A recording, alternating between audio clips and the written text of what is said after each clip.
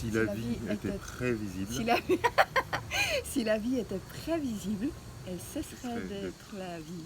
Elle serait sans saveur. Eleanor Roosevelt. Mais j'y crois pas, t'as filmé. On était en répétition, Jean-Marc. Bon voilà, ça c'est fait. Voilà. Citation du jour, nous sommes sur l'île des femmes, Isla Mujeres, et ce matin c'est une citation d'une femme, Eleanor Roosevelt, que nous avons choisi de vous partager. L'île des femmes, un endroit tout à fait savoureux.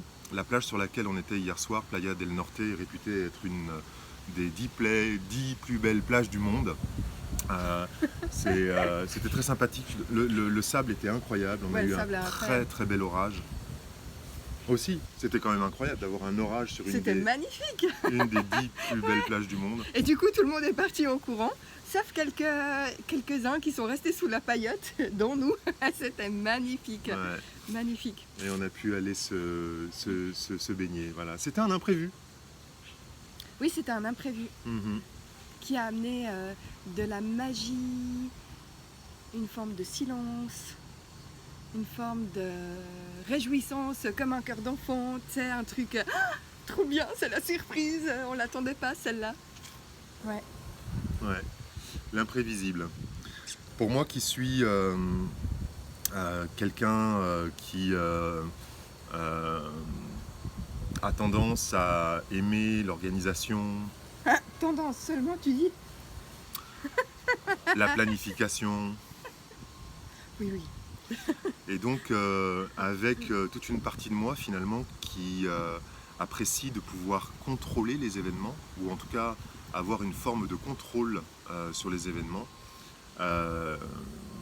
Évidemment, cette citation d'Eleanor Roosevelt me touche et me parle.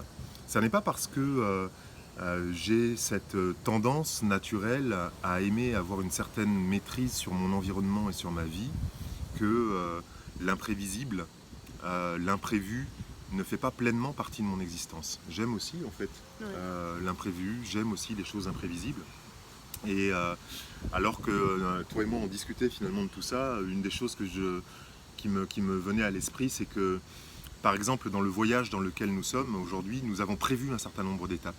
À tous les jours, nous arrivons quelque part, nous avons prévu d'arriver à ce quelque part, nous avons prévu un endroit où nous allons dormir, nous avons prévu un certain nombre de choses à faire, et puis ensuite il y a la vie. Il y a la vie avec tous ces imprévus.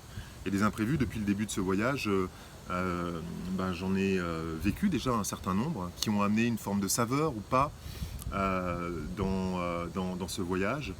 J'ai perdu une magnifique améthyste au début de ce voyage. Que j'avais depuis des années, acheté sur les remparts, près des remparts de Carcassonne. Voilà, une très belle améthyste que je portais au doigt depuis des années.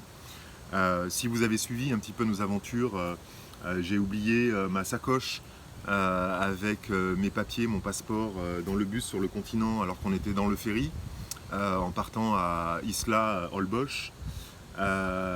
Hier, j'ai réalisé que le sombrero qu'on a acheté ici sur place, je l'ai oublié dans le bus. Donc il y a pas mal de choses que j'oublie en fait ou que je perds en fait depuis le début de ce voyage, ce qui n'est pas du tout ni dans mes habitudes et qui ne me ressemble pas. Et ça fait partie en fait des imprévus. Et puis il y a des événements extérieurs comme cet orage d'hier qui fait aussi partie des imprévus, des rencontres comme la rencontre de Enril et Antonietta à Valladolid qui nous ont proposé de nous emmener dans un cénote juste incroyable. Voilà. Et l'imprévu amène une forme de saveur, je trouve. Après, tu vois, tu parles de toutes ces choses, de ces quelque chose, parce que c'est pas toutes ces choses, mais quelque chose que tu as perdu ou oublié, et puis que du coup, l'imprévu t'a amené à traverser, à vivre un certain nombre de choses. Et pour autant, et donc ça a amené une forme de saveur. Et cette saveur-là, elle aurait pu être plutôt amère ou plutôt désagréable, parce que dans le fond, l'événement en soi, il n'est pas agréable, vu que tu as perdu des choses qui te tenaient à cœur. Absolument. Mais j'ai l'impression qu'à te regarder en fait vivre ça, ces imprévus-là, à te regarder respirer, à te regarder physiquement et voir ce qui se passait en toi. Je trouve que du coup, tu as accueilli en fait l'imprévu avec une forme de calme, de respiration lente, même si la respiration lente ne traduit pas forcément les battements de ton cœur qui étaient peut-être plus, tu vois, plus intempestifs. Mais je trouve que du coup, la saveur qui aurait pu être vraiment amère par rapport à ça, a été peut-être amère et douce d'une certaine façon, parce que tu as pu accueillir les choses avec une forme de calme, une forme de sérénité, une forme de confiance. Et puis je trouve que du coup, la pleine conscience de ces événements-là, des imprévus, amène peut-être une autre saveur que celle qu'on imagine. En tout cas, tu parles de saveur douce amère, c'est intéressant et j'aurais envie de peut-être terminer en disant ceci. Avec la pleine conscience, je cherche à cultiver 9 attitudes de base dans ma vie. Et parmi ces attitudes, il y a l'acceptation des choses telles qu'elles sont. Il y a la confiance que tu viens d'évoquer et il y a le lâcher prise.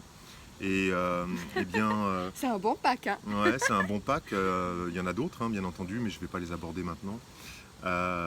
Peut-être que avec le temps, eh bien, ces attitudes petit à petit s'incarnent dans mon existence et lors d'événements comme ceux-là, eh bien, les imprévus sont accueillis d'une façon complètement différente, aussi bien par moi que par toi d'ailleurs.